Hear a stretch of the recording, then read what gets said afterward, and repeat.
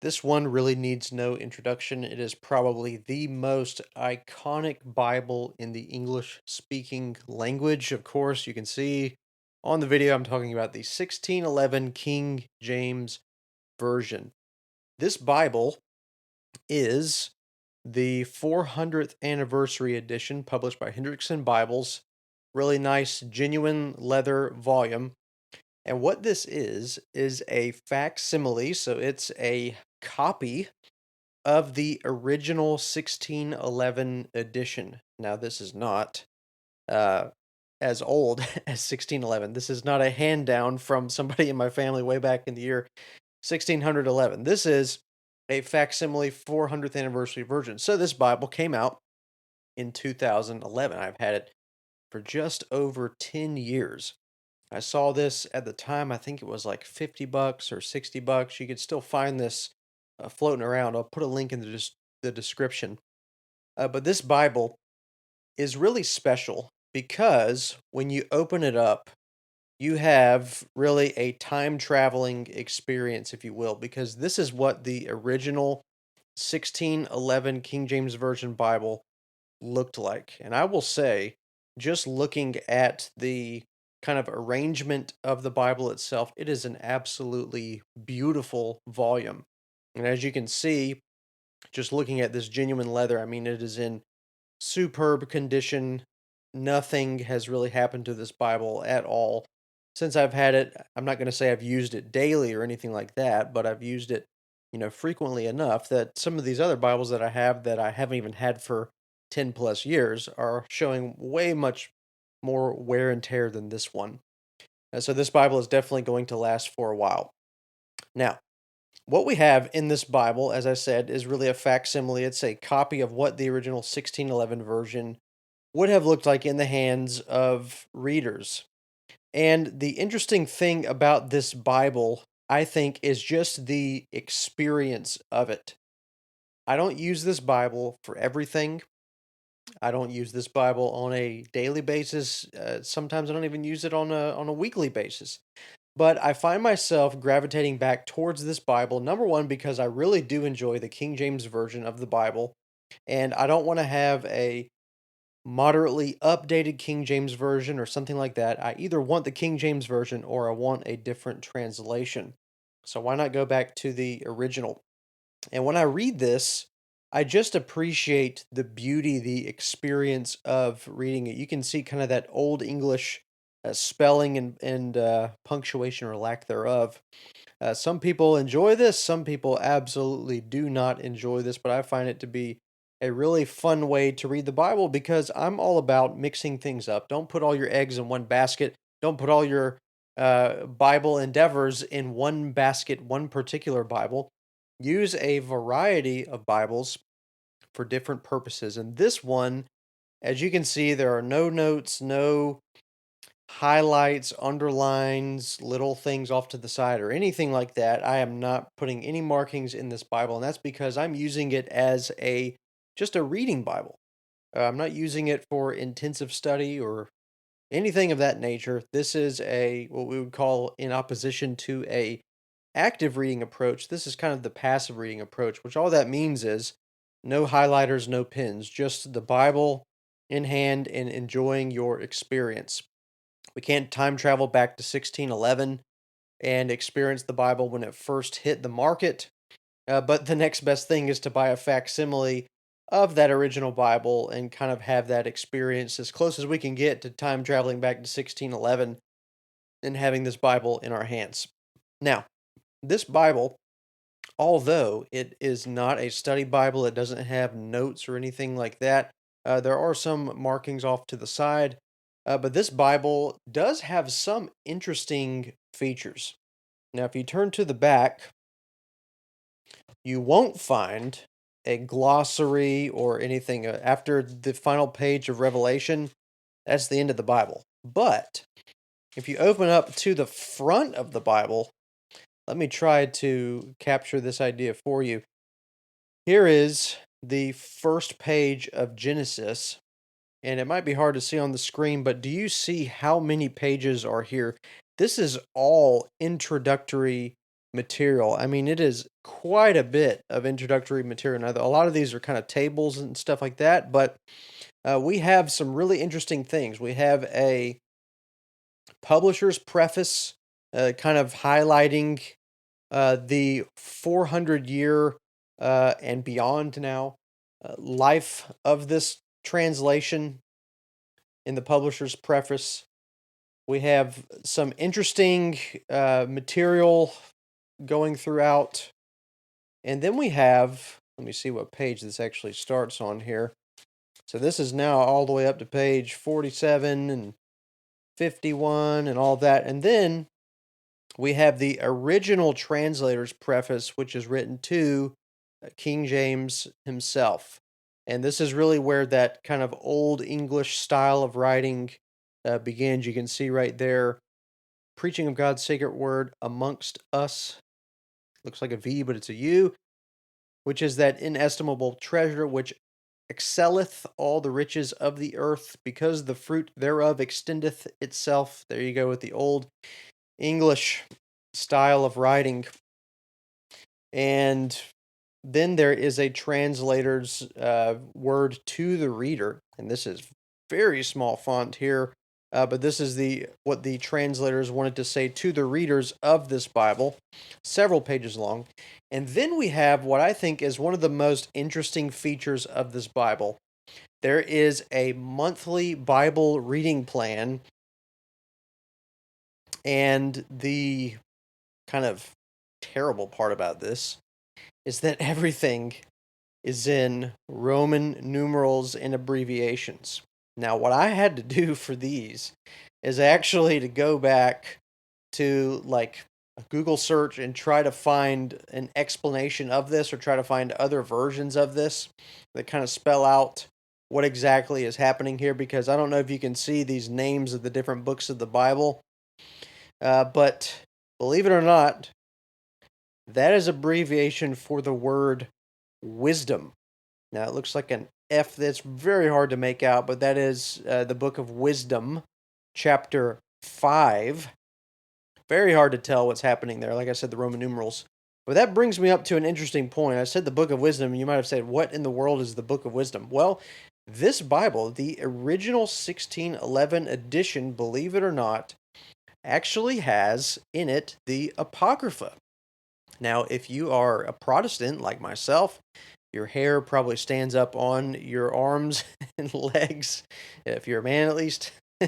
And you're wondering, what in the world is the Apocrypha doing in the 1611? Well, the Apocrypha was included in the original King James Version 1611 edition, and it has been preserved in this 400th anniversary facsimile.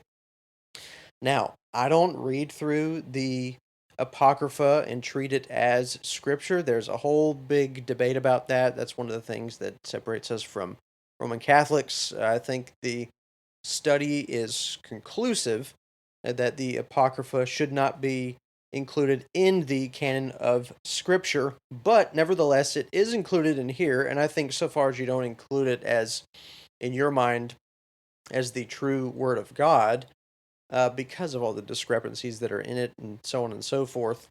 There's nothing wrong with reading it for informational purposes, or even to interact with it personally, so that you're not forming your opinions about the Apocrypha based on hearsay, or based on what your favorite scholar or favorite YouTuber even has to say about it, but because you've actually interacted with it yourself.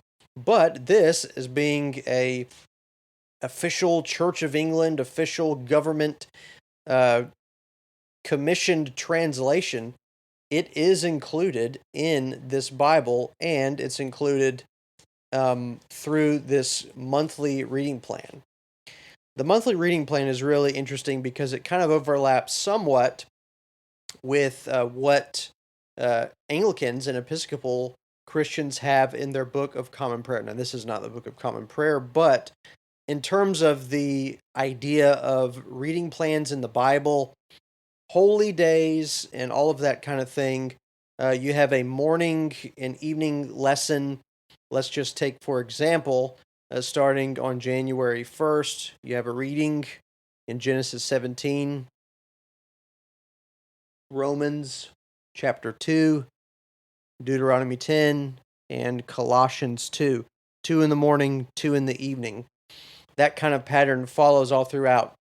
Now you'll see kind of uh, a modification happening on these holy days of the calendar, but besides that, be January 1st being one of them. But once you get to January the 2nd, then you start in Genesis 1, Matthew 1, and then you follow along Genesis 2, Romans 1, Genesis 3, Matthew 2, Genesis 4, Romans 2, and it keeps going down. So you are getting some good reading through the New and Old Testament. This is actually an interesting Bible reading plan to try to follow along with.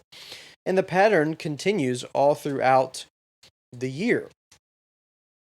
Some interesting things that also are included, if you can even make sense of this, an almanac for 39 years, a whole lot of stuff written down there, and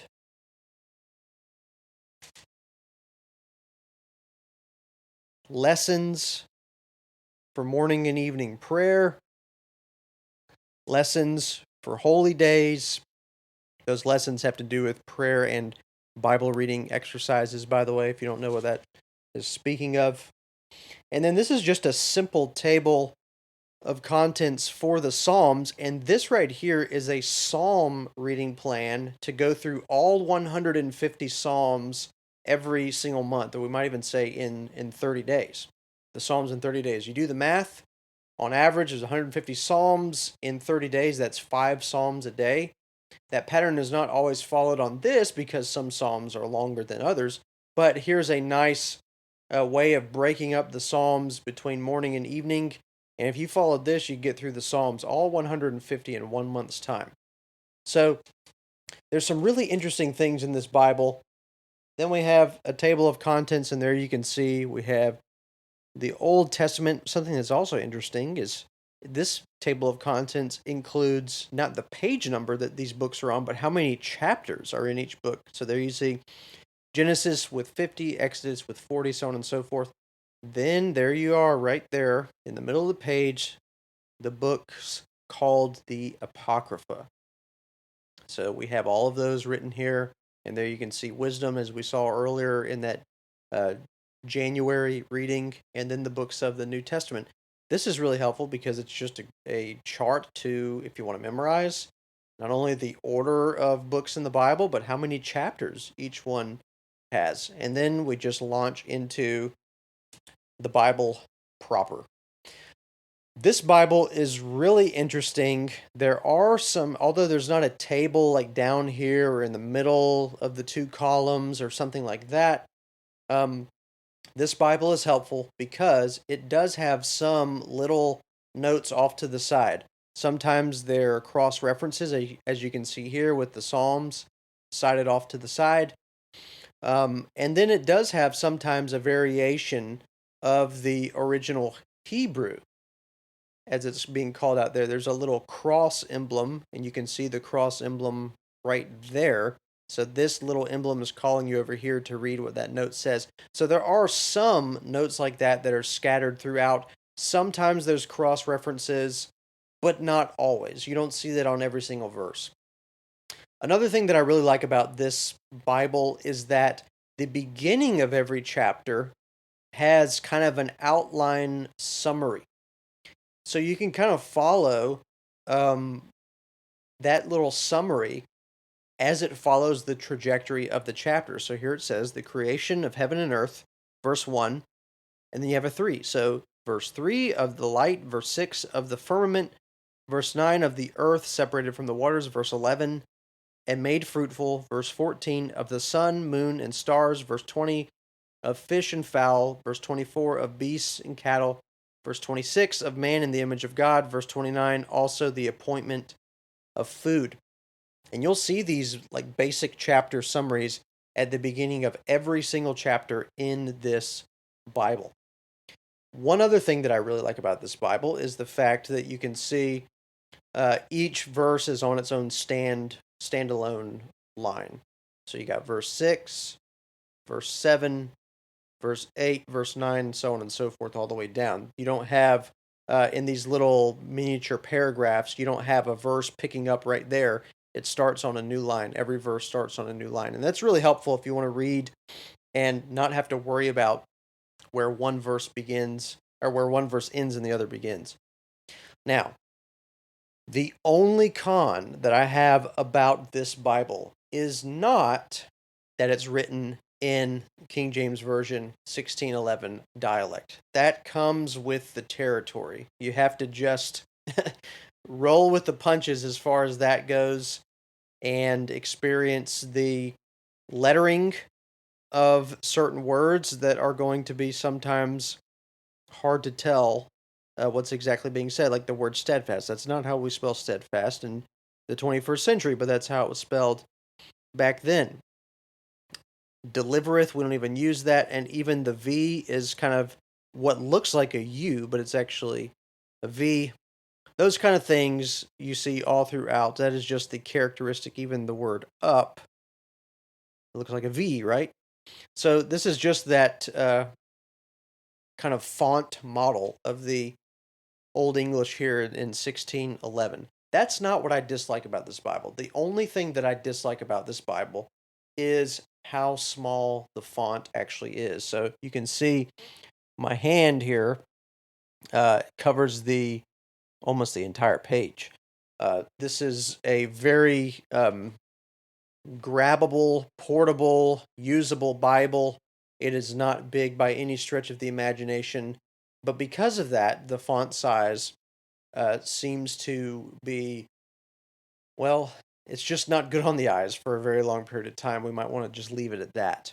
Now, I think there are still some large print versions of this available that you might be able to find floating around, but as far as I know, this version of the 1611, this 400th anniversary edition, is the only size that you could get easily. So you might want to have to find a larger version of it on Amazon. Maybe there's still some. If I happen to find some after I record this, then I'll put them in the description. But it doesn't bother me to an incredible level, and that's because I'm not reading this Bible for anything and everything. I'm just reading this Bible periodically as a way to swap translations and just give my eyes just a fresh thing to focus on beyond my normal ESV wide margin or something like that. But definitely a Bible that you should add to your library. I highly recommend getting a hold of this because it's just a very fun reading experience. I can't say enough good things about this Bible. The quality is very good. The pages are thin, but it doesn't bother me either because I'm not going to be making any notes in this whatsoever. This is just for a good reading experience. Sometimes, depending on what month it is, I'll just float over to that table of contents at the front and follow the reading plan for the day. And that's just a fun way to get the guesswork away from my reading experience and just follow along in that way. I'll be interacting with the Old and New Testament if I do that. And it's just a really good time. So get a hold of this 1611 400th anniversary facsimile edition published by Hendrickson Bibles. They did a phenomenal job. Get the genuine leather like this one. It will last, as far as I can tell, for the very foreseeable and not foreseeable future because it's just a good build. And this is Kevin with Better Bible Reading. Go have more Bible reviews continuing to pop up until I deplete my library. Then I'll probably buy some more. But thank you so much for watching, and I will see you on another video real soon.